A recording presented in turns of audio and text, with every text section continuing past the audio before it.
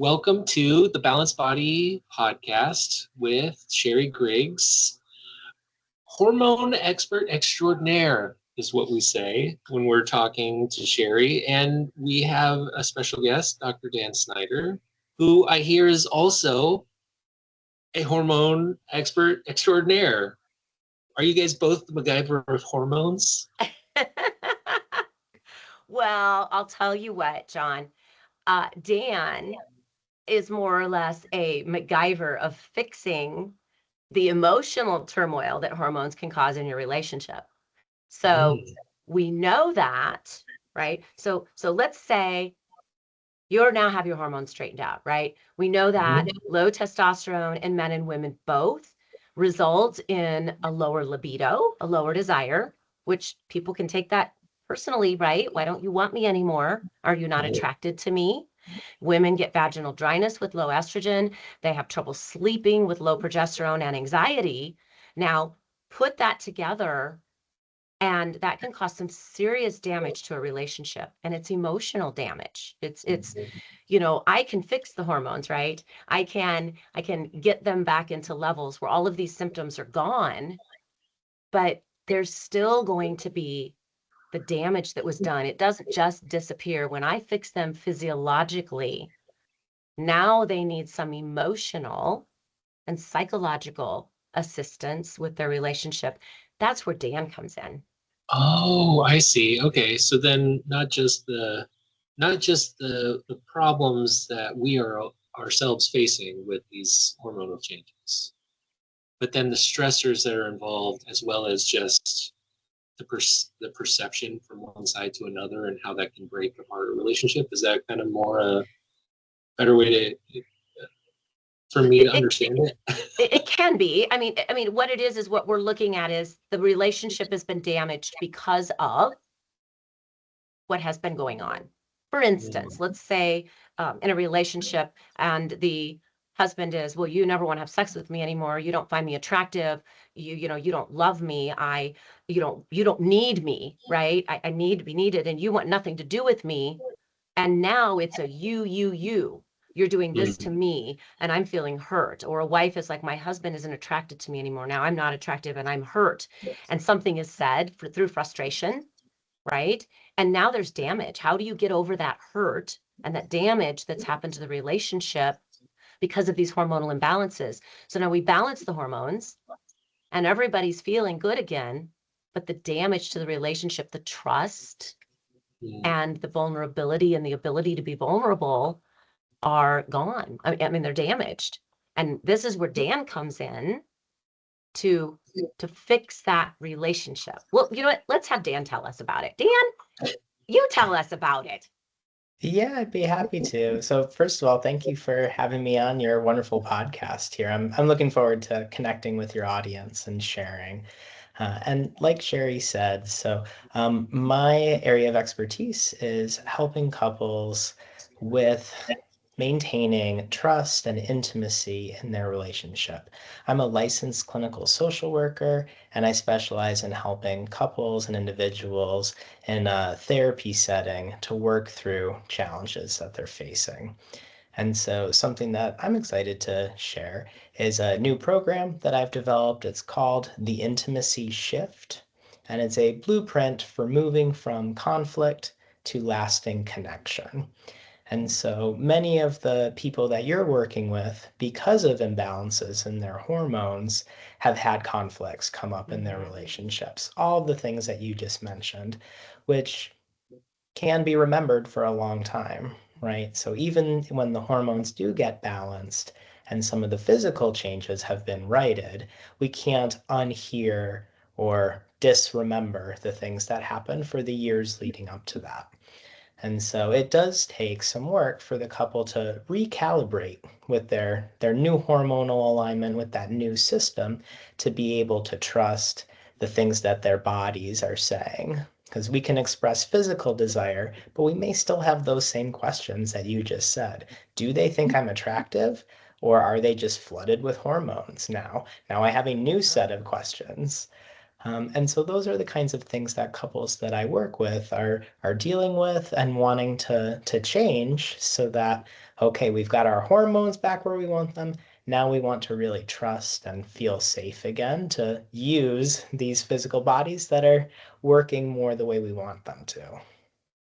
That's so interesting because I didn't even think that it could swing the other way. Like I always think of this is probably what you get all the time, but I always think of it like these are just the issues that are coming up. Now I've fixed them. It's almost like that old adage, like how are we going to land a man on the moon? We just have these problems, and once we solve these problems, we're there. We're on the moon. But once you get to the moon, maybe you didn't want to be there still. Like so, you're helping people try to understand and feel those feelings and reconnect. Well, I love a good metaphor. So if we're on the moon, how do we get back home? Right. So we Okay. solved the problem of getting there, right? We're on the moon, but now we want to land the shuttle, right? We want to get those Mm, astronauts safely back. yeah. So the and I'll add to it some. You probably hear stories like this too, Sherry, that during the course of our hormones or one of our hormones was out of alignment, maybe an affair happened during that time. Hmm. Maybe someone got sick and there's a different physical problem that was a challenge. Or maybe there was a parenting stressor. And there could have been other things that took place separate from, the hormone imbalance that have added complexity or emotional damage to the situation. A lot of the couples that I work with, something that I hear over and over again is how porn and masturbation plays a role in all of this. Because when there's a disconnection within the couple. We're not going to the other person to meet our needs, and we're getting them met elsewhere. It may not be a physical affair with another person, but there could be an emotional affair, or there could be, pornography that's taking time, attention, and energy from the relationship. And so that's again, we'll use that metaphor. That's those, getting our astronauts safely home so that they can, return to that relationship, that home, that safe base. Interesting. Okay. Right? Because So people look at things differently, right? So when you talk about an emotional, having maybe an emotional affair or pornography being involved in that time, it's all in how the other person can look at it, right? That the person may look at it, well, because you are busy looking at porn, you're not attracted to me, right? I mean, it just depends on, and that's what you do. You help them understand and communicate to where some of this is coming from. Absolutely. Yeah. And so, for many of us who didn't, learn how to be in healthy relationship in school, right? That wasn't a class that I took. Right. Sometimes when we have met and fallen in love and we're working and we're raising families, some of this is on autopilot or taken for granted. But when a big stressor comes up, like a hormonal change or imbalance later in the relationship, it exposes some flaws in the way that we communicate, in the way that we connect. The old ways that we used to be able to connect maybe are not there anymore. And certainly having sleepless nights or physical changes is going to, drastically change the way we feel about ourselves and how we relate to the other person. So in the intimacy shift program that I mentioned earlier that I developed, one of the main tools that I help couples with is those building blocks of how to talk to each other in healthy and safe ways. So your example from earlier, you don't find me attractive, or you're not the same person that I married, that kind of you language, we want to learn how to replace with I language. That's Mm-hmm. a really fundamental skill that I'm helping couples with every single day. How can we switch that sentence to something more like, I'm feeling insecure, I'm feeling sad, I really miss spending time together where we can relax. Those kinds of I statements are an invitation rather than an accusation, and makes a world of difference for these couples that are trying to regain trust and intimacy after having challenges that hopefully we get sorted out and fixed, through your wonderful work with them. Do you find that that I would guess the reason you put the blueprint together about communication, how to communicate again with each other, is because you find that is the biggest issue? Yeah, so it's something that is more easily addressed. So Okay. what I try to think about with the couples I work with is how can we move from talking about the problem and the hurt to getting a new set of behaviors, a new set of skills to get things moving in the right direction.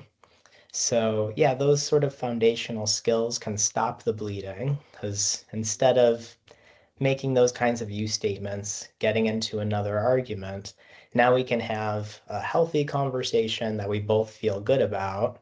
And then we start building trust, right? Or I talk about like the trust piggy bank.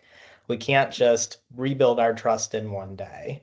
We've got to make deposits into that trust piggy bank little by little. Because if it's been yeah, and you can tell me actually, this is your area of expertise. How many years on average do people wait before they come into your office, before they get some of these physical issues sorted out? It could be years where there's been damage done, and it does take time and these fundamental building blocks to get back to a trusting, better place. Dan, you're right. Excuse me. People can take years. Life gets in the way. They're raising children. They're doing other things. They're not taking care of themselves. And so, it tends to happen earlier with women. They have perimenopause. They can be in perimenopause, meaning hormones fluctuating for up to 7 years, right? And as it's fluctuating and these changes are taking place, then this damage can be done, because not only do they have these hormone fluctuations that increase anxiety, decrease the amount of sleep they get, now they still have life, they have work, they have children, and now they've got a relationship that is maybe suffering or losing money out of that trust piggy bank, and that all gets put on the back burner while they just try to survive. Sometimes they'll start early and we can get to working on these things early. But what's surprising is that most women will wait until menopause, meaning they may have been suffering for 7 or more years. And then I'll get women that have been in menopause for 5, 7 years. So now you can be talking about a 12, 14-year hormone imbalance. And if their relationship is still intact, depending on their level or their ability to communicate, it may not be in very good shape. Mm-hmm. Well, and from my perspective too, I'm probably still on the younger side, being 40, but it took a little while for things to shift into I need to see Sherry and get my hormones sort of starting to level out, and that itself is its own process. But then it skyrockets back in, and then you can immediately feel when things start feeling off. Sherry's told me many times that that's exactly how it starts, because it's taken so long to get to the point where your hormones are down. It almost feels like it's a normal, like you're getting used to a new normal. But then when you got your hormones back up into sort of normalish levels for what you're at, they start dropping off faster, and you're just like, you feel it.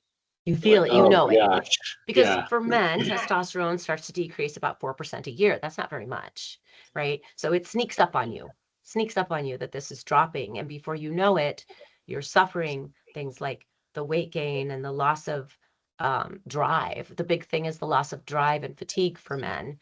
And then can follow that the libido. And so it's just been sneaking up, right? And you're just thinking, well, I'm just getting older. These things are just happening. I'm just getting older. Some of the things I've seen, Dan, and I would love for you to tell us a story, maybe of somebody who was really broken and how well it was fixed. But I've seen things where one person gets their hormones straightened out and they start behaving in a different manner. Their actions are different. Their actions are more loving. There's more touch. There's more positive reinforcement. And the other person doesn't even recognize the change. They're still behaving as though they're living in that world from before. Like it's almost a hurt they can't get over. Or I think the comment I heard was a self-sabotage situation. But now you're dealing with somebody else with a different type of personality that is stuck, maybe focusing, and I don't want to say feeling sorry for themselves because that's not it, but feeling unwanted, unneeded, undesired, and they can't see that those behaviors have changed. They're still focused on that past. Yeah. How do you get somebody past that? Yeah, it's a great question, and something that I see in different forms, not just about hormonal imbalances, but that survival instinct. That's what I hear from that is, all of our goals as animals is to survive, right? Figuring out ways to get through situations. And so when we are feeling hurt and we're not sure how to get through the situation over years of feeling hurt, we can put walls up to protect ourselves. And so those walls, like you said, maybe 4% a year, over time, those walls get built up higher and higher, and we come to expect a certain kind of action. And so when it changes drastically or changes overnight, seemingly, that's a big shift. And our survival instincts are going to tell us that we can't trust that, or it's not worth coming out from behind that wall, because if I do come out from behind that wall and I'm really vulnerable, trusting, and hopeful, what if I get hurt again? What if the rug is pulled out from me after so long of staying safe? I finally emerge and then poof, it all disappears. So there's a lot of fears that can enter there and reasons why people will stay behind that wall and have come to live with a situation that uh, is not perfect, but it's something that they've come to terms with. This is how it is. This person has changed in these ways. And I don't know that I'm able to come back to be the person that I was. Maybe I've changed during that time. You can hear in all of this the doubts, the uncertainties creeping in. And so it's not a hopeless situation by any means. I know I'm painting a picture, but I want to very much validate and normalize the experience that these partners have who they love the other person and they are trying to protect themselves as these hurts or these changes have happened over time. So a few things that are helpful. So number one, we want to educate people on what's happening. So we want for the perimenopause, the menopause, testosterone changes, we want all of that to be able to be explained so that people understand, okay, this is what's actually happening in the body. These are the symptoms that are coming. And we want to be able to talk about that in a way that's out in the open. You mentioned, John, I really appreciated your vulnerability in sharing some of your work. And that's something that, as a man myself, right, can be harder for men to acknowledge when we are having changes happen. Our partners often know before we do when something has shifted, and men are quick to cover it up or deny it or to shut down. Not always, not across the board. Maybe you were different, but a lot of the couples that I work with, it's often the woman in the couple who is seeking out help, seeking out therapy, and men are less able and maybe less willing to share what's going on for them. And so, yeah, putting it out in the open, normalizing what's happening, and then educating both people.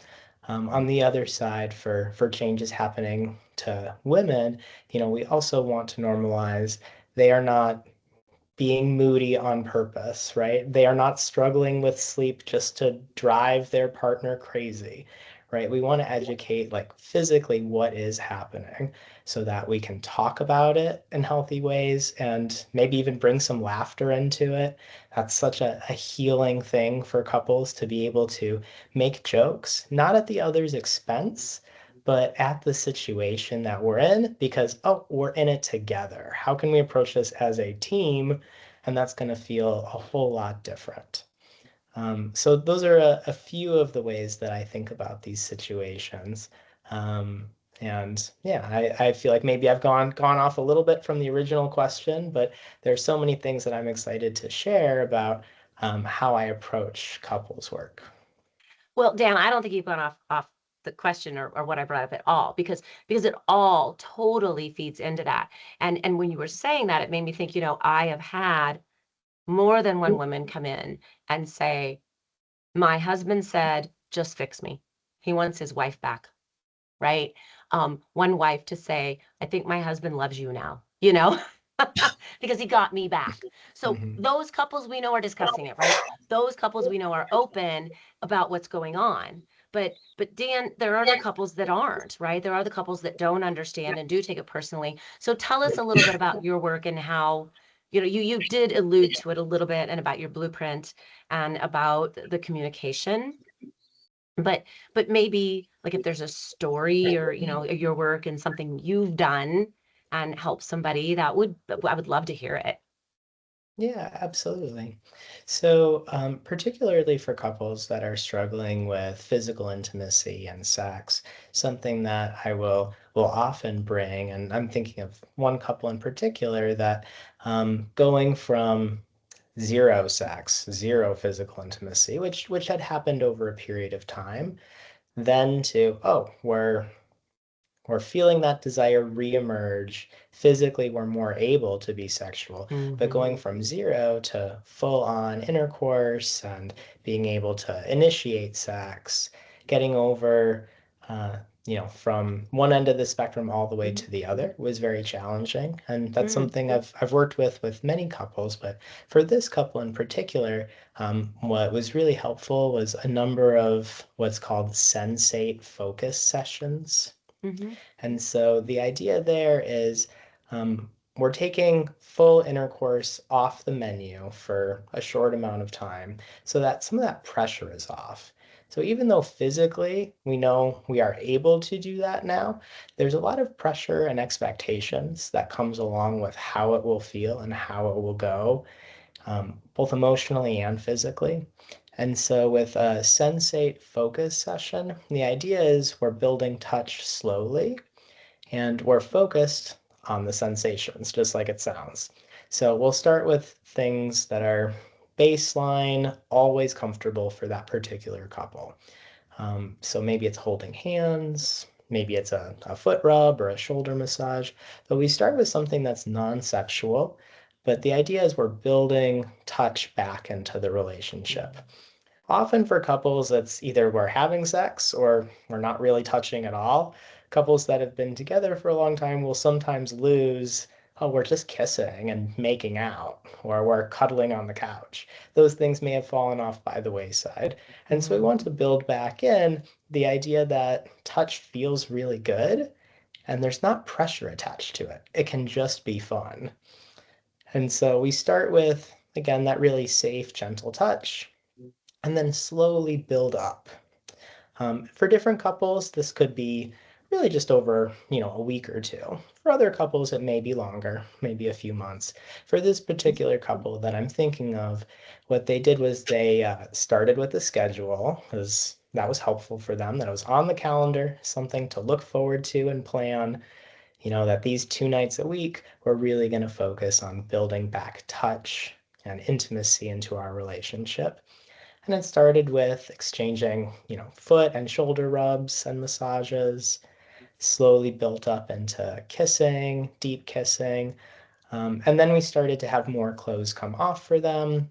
And the idea was, when was the last time that we have been naked together in bed? And for this couple, it had been a long time since that was a safe and fun, thing that they had done together. Mm-hmm. And so over the course of, for this couple, it was about 2 months of doing these different sessions. Then we were able to put intercourse back on the menu for them, and there was so much less pressure. There was excitement, but not so much pressure because they knew that we are enjoying touch again. And the intercourse part, which can be so amazing, so fun, so important in a relationship, it was not that or nothing. They knew that they had this whole body of touch and closeness that they were having success with, that was safe. They could feel their bodies responding and really trust it. So for them, that made a huge difference. And then their sexual relationship was able to take off in a healthy way from there. That makes a lot of sense. You're right. The pressure, right? I've had patients and, male patients with some of the pressure situation, recognizing that it was all in a psyche thing more than it was a physical thing, right? Because the mind is involved. The mind is so important in feeling close to people and the desire. And you brought something else up when you said it took a couple months. It didn't break overnight, right? So it doesn't get fixed overnight. And I tell people that all the time. We're not going to fix you overnight. You didn't get this way overnight. It may take some time. Yeah, absolutely. And just knowing that ahead of time can reset the expectations. And that's good for everybody to have just expectations a little bit closer, more firmly planted on the ground. Right, more realistic, and you giving them more, not really a schedule, but kind of a schedule, right? Because as I mentioned, people are busy and they're working and they have families and all these things are going on, and a lot of people will put themselves and what's healthy for them on the back burner, while they're busy to trying to do all these other things, and the relationship and humans need touch. We know that babies will suffer failure to thrive without human touch. So we know that that is something we need as humans. It's not just something that we want, but it's something that we need to survive. Yeah, Cur- absolutely. I'm Sorry. curious how many. No, you're quite all right. Um, Dr. Dan, I'm wondering, of the people that you're working with, how many are like recent empty nesters versus have kids in the home? Because I feel like there's probably all sorts of different. We always talk, like you both bringing up stressors in our lives. Um, we always talk about external stress coming in and kind of ruining the equation for hormones in general. But I feel like kids are like one of the biggest ones because they just upend your life completely. And something that I thought was interesting a couple of years ago with my wife and I was we had not been on a date in a long time. I mean, it had been like 3 years, and we didn't have anything planned really for the night or for after. But like, it was one of those things where it was a little stressful going out and then having no kids with us while we were at a restaurant, and we had to kind of relearn, even though it had only been 3 years, how to like connect that evening. And it was really interesting. So I'm wondering, back to my question, like, are kids the main reason that you see that things kind of get disheveled, or is there other stressors that people are dealing with that are kind of like somebody who's listening might say to themselves, I am dealing with that change right now, and I'm not paying attention to this over here? Mm. Yeah, yeah. No, such a good question. And one of the main reasons why I named my program The Intimacy Shift is because there are many different kinds of shifts that can happen to intimacy. A big one is when children enter the picture, for sure. That was an experience that I had having children and many of the people that I worked with. So that's absolutely a big thing that changes. Another reason intimacy can shift is hormonal changes that often will happen later, depending on the person when they have kids. And I'm sure, Sherry, you have seen people of all different kinds of ages come into your Mm-hmm. office. Something that I've seen and would be interested to talk about is I've seen more and more people in their early 40s coming in with suspicions that they're having changes to their hormones and feeling like this is early. This isn't supposed to be happening, but I think it is. What do I do? And that's often when I would encourage them to have an evaluation, have a consult with someone like you, Sherry. But the combination with your question, John, is often people are having children later. I'll see people who are Mm-hmm. having kids in their mid, late 30s. Now they have still young kids and they're in their 40s, and now they're having hormonal changes. And it's really both things at the same time. And evolutionarily, like if we're having children younger, we have a lot more time in our 20s or 30s to go through that phase in one place before then entering the next phase of development and going through hormonal changes. But yeah, there are different reasons why couples will see me, and more I'm seeing both things happen, we're very stressed from working, parenting, and we're noticing these changes happening to our bodies at the same time.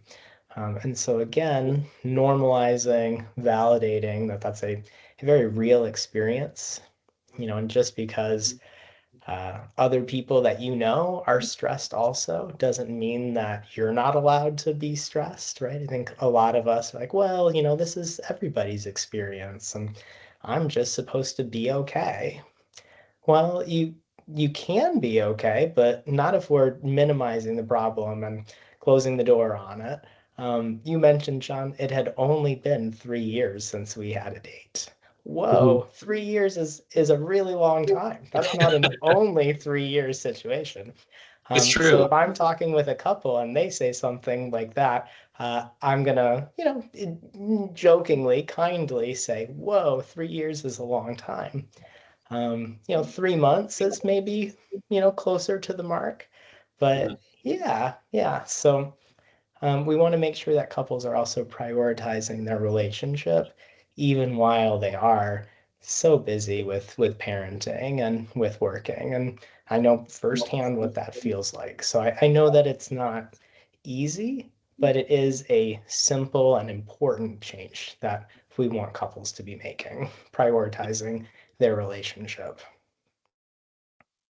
Well, and when you talked about age, yes, for women, they start to lose progesterone in their 30s. So I've had the youngest woman I've been treating for hormones is 29. Um, women start to lose in their 20s testosterone, but it just depends on you've got so many things that are involved with that stress, how active they are, how well they eat, how well their microbiome and their gut is working. So many things are involved with that.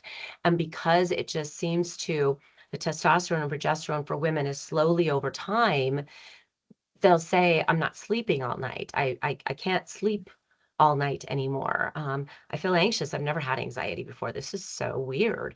And so by the time then they start to get into their 40s, average age of menopause, meaning it's an estrogen when the estrogen is gone and there's they don't have a cycle for 12 months, that average age is like 51. So that means, yes, in the 40s, 40, 41, 42, it can start, right? We already know there's low progesterone, there's low testosterone. Most likely, there are a small percentage that don't suffer low testosterone ever in their life, but it's a very small percentage. But they are already starting to have the moodiness.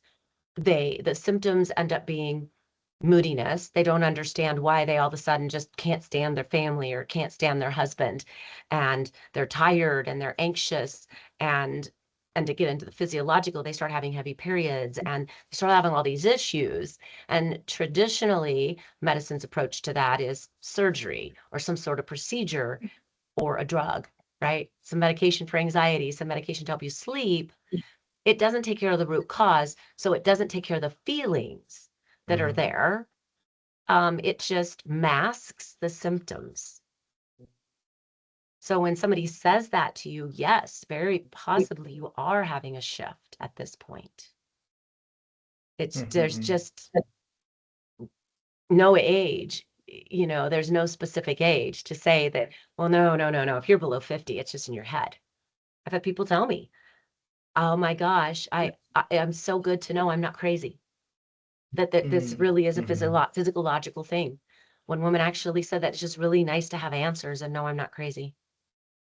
Oh, absolutely. No, and that I'm sure you've seen in your career, a shift, a positive change happening where there is more research happening on women's bodies. We do have better information, better interventions, and so hopefully there will be even less of that moving forward. But yeah, for many of the female clients that I've worked with in their 30s or early 40s, often they are looking at, so do I need medication? Should I see a Mhm. psychiatrist, Yeah, for the anxiety I'm having? And the answer is, maybe, but let's also rule out some other things first. Let's not kind of only look at one part of it without addressing kind of that whole picture, that whole person. That am I crazy feeling, right? Can right.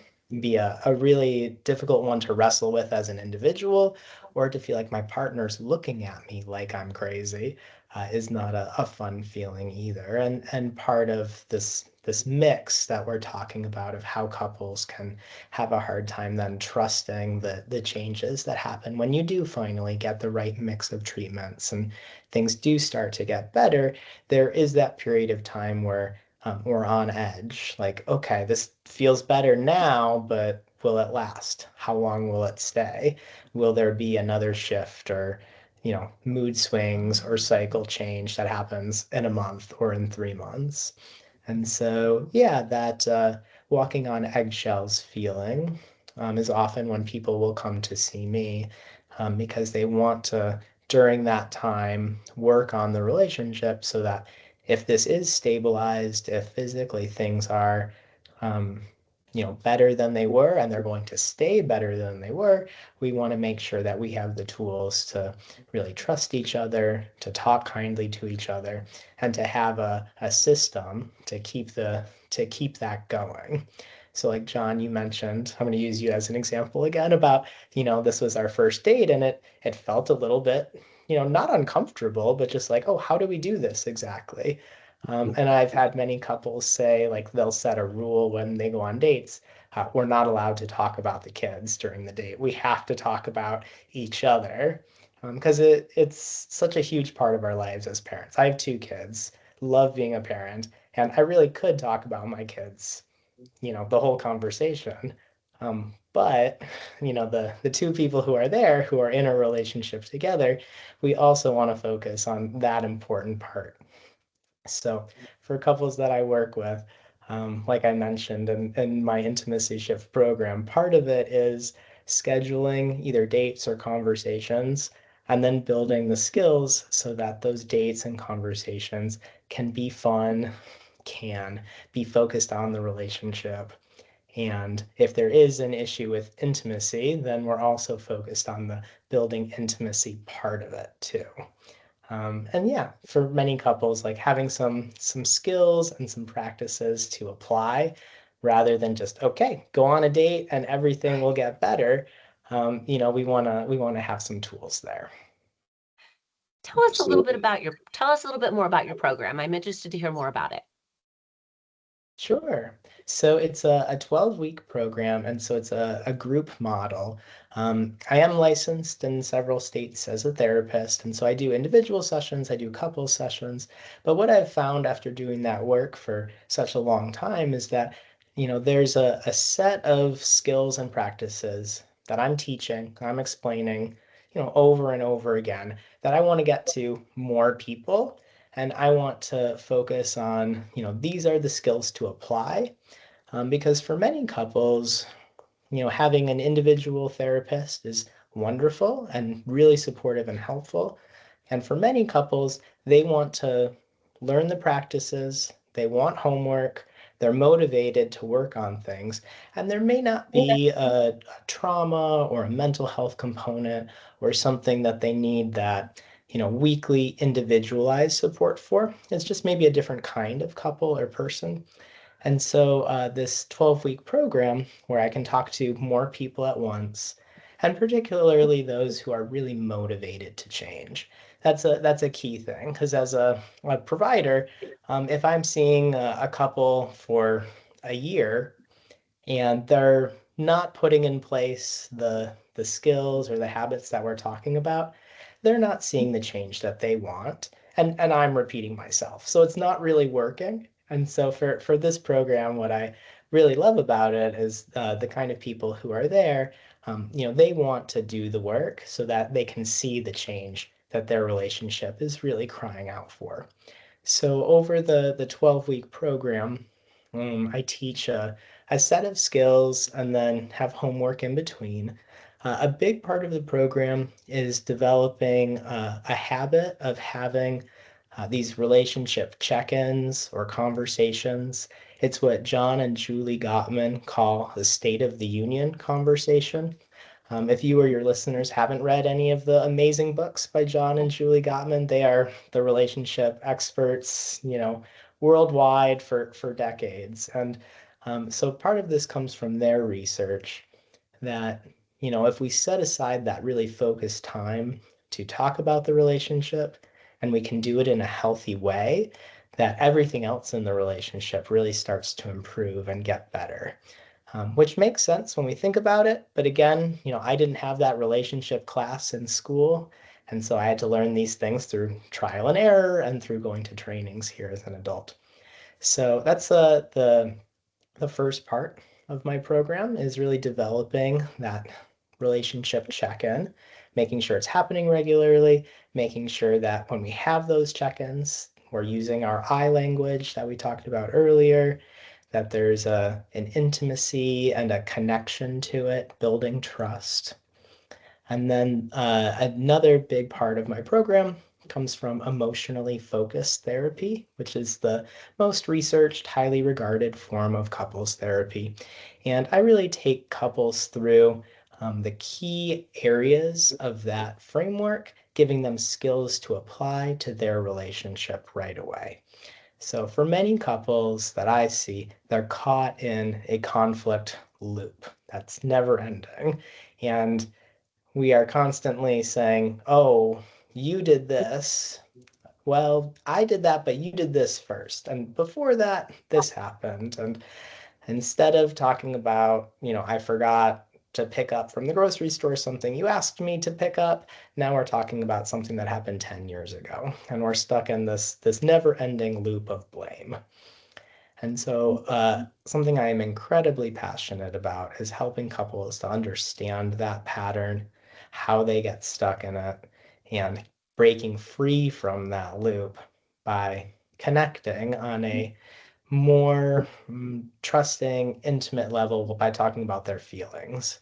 It's not so much who did what to who first as one person's feeling hurt or rejected, or the other person's feeling blamed or ignored, being able to name those things and work through them. So as you can tell, I'm really excited and love helping couples on this journey of rebuilding trust and intimacy. And those are just a few of the highlights from this program that I want to share with your audience. And for anybody listening that visits theintimacyshift.com and enters their email address, I have what I think is a really wonderful PDF guide giving couples 6 keys to have the kinds of conversations that I'm talking about.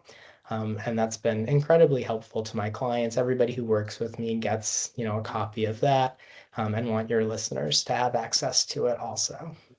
Great. So the intimacyshift.com. And now you talked about being licensed in several states. Do you do this online? Is this a 12-week online program? Yes, it is. Yeah, great question. Yeah, all the information is like I shared on that website. Is on the website? Okay. Yep. The Intimacy Shift or intimacyshift.com. I grabbed both domains just in case. And it is an online program. Like I said, welcome to any couples that want to join or individuals that want to work on their relationship. It's also okay if only one person's able to get online and access that program. It can still help the whole relationship. So that it isn't like something that people can sign up at any time and start anytime. It isn't where, we're going to start the next program on this date and everybody goes through it together. Oh, excellent question. Yeah. So the next program will start in the first week of January. So it is a live program. Oh, good. I do have content and videos and worksheets that you can access at any time. But it is live with me for those 12 weeks so that anyone in the program can ask me questions. They can put any examples or specific things about them in the chat. They can message me directly so that I can get back to them in between sessions. A huge part of the work that I do is really about serving, the person's need that I'm working with.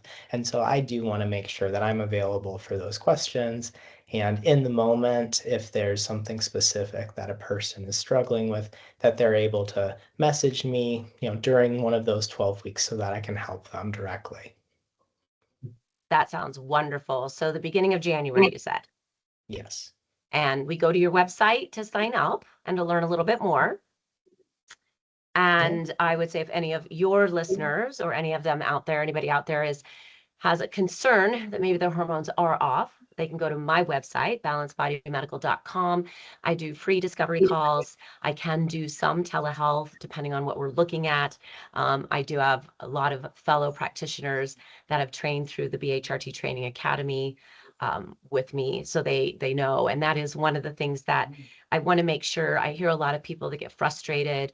My doctor won't check my hormone levels, or my OBGYN this or that. I literally just spoke to a gentleman about his testosterone, and he said, well, I'm in the 200s, but they don't think I need to do anything. I'm like, oh, goodness, right?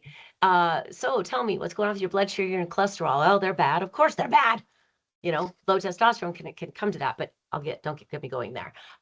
But to know that hormones, it is a specialty, right? Your primary care probably can't help you with that. Your internist can't help you with that. Just like your primary care, your internist for women, your OBGYN, they're not doing your heart surgery. They should not be managing your hormones either. You need to see a hormone specialist. It is very much a specialty. Everyone is so different. You know, just like Dan, you talked about, you know, everyone has different hurts, different issues with trust, different things that have happened. Hormones, everyone is so different. You just cannot treat everybody the same because we're all unique.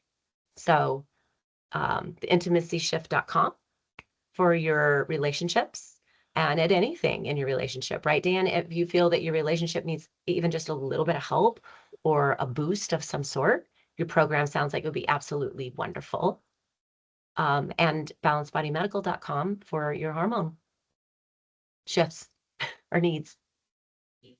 That was a perfect ending, Sherry. Thank you so much. I appreciate it. And honestly, I was gonna try to fit this in somewhere, but it feels like I'm just ramming it in. But we love analogies on this podcast, Dr. Dan. And we always talk about hormones being like bits and pieces of a car. You know, different hormones, different pieces. I almost feel like we need to add, Sherry, to that, the smart computer. Smart computer is Dan's component on like how to shift our discussions and understand relationships. The computer chip, right? Yeah, how they can start jacking with all the different hormone levels because of the external stress. Well, we have the car, Dan. So cortisol's the engine, thyroid's the transmission. We've got the tires or wheels, estrogen, progesterone, testosterone, and DHEA. And then we have insulin as the electrical system. And so we talk about how they all work together like a car. So that's where John is talking about, maybe it's that chip. Yeah, I don't know. I think we had to look at that a little bit differently. Well, not being a car expert at all. And actually my I have to go pick up my car because it's in the shop right now. But I was gonna say maybe the road that we're driving on, can be the relationship part of it. Because if there's potholes in that road, cracks in the road, we want to make sure that what our body is driving on is smoothed out as much as possible. Ooh, I like that. Because even if the car is running perfect, we might still have some problems with the road. Mm-hmm. And we need to smooth that road out for a smooth ride. Because it's a bumpy ride. It's a bumpy ride. And tracks. It's so true. Perfect. Well, thank you so much, Dr. Dan, and thank you, Sherry, for spending time talking hormones and the path that we're leading through life, getting the right kind of directions to avoid potholes. So, this is perfect. Thank you so much, Dan, for being here. I really appreciate it. I know that this just helps my listeners even more, just holistically, and something that is really needed. Thank you so much. Yeah, you're welcome. Thank you.